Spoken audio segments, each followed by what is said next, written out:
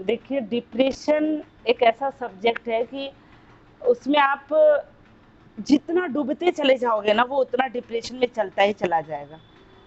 तो हम लोग इसको जो मैं काउंसलिंग जैसे करती हूँ, थोड़ा बहुत ज़्यादा नहीं बोलूँगी।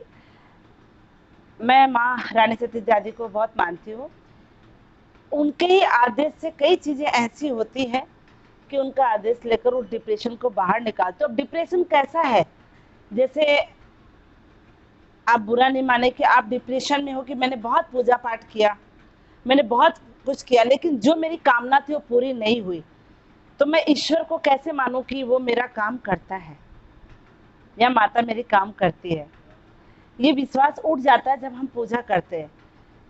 लेकिन आप ये सोचिए कि आपके भाग्य में जो आप आज देख रहे हो उससे भी बुरा दिन था,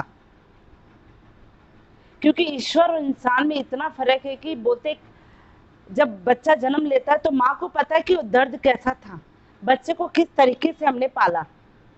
इसी तरह जब हम भगवान के दिए हुए जब धरती पे हम आते हैं तो उसके बोलते हैं ना, छठे की रात हम अपना भाग्य भगवान लिख कर जाते हैं। तो उनको पता है कि ये क्या कर्म करके आए हुए, इनके भाग्य में क्या है। लेकिन जब वो अपने धर्म पुण्य भगवान को मानना, इन चीज़ों को जब मानने लगती है, तो उनका उस कर्म से, उस धर्म से उनका जो कष्ट होता है उनको ईश्वर जरूर काटता है, उसके कष्टों को काटता है और वो वहीं तक सीमित कर देते हैं। उसको ये नहीं पता कि मुझे शायद इससे भी ज्यादा कष्ट मिलता। अब एक बार एक भगत ने बहुत तपस्या करी, बहुत माँ से मांगी कि मुझे औलाद नहीं, औलाद दीजिए।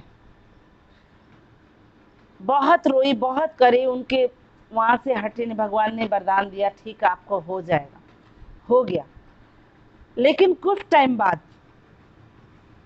उसको खिलाई करी, जब वो 10 साल का बच्चा हो गया, एक्सीडेंट से वो बच्चा चला गया।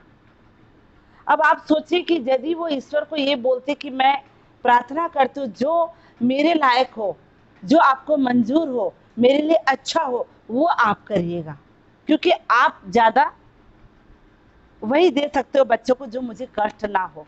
आप ऐसा मांग कर भगवान जिद्दी से बोला, ठीक है तुम नहीं मान रहे हो, मैं तुम्हें दे रहा हूँ। लेकिन उसे क्या मिला?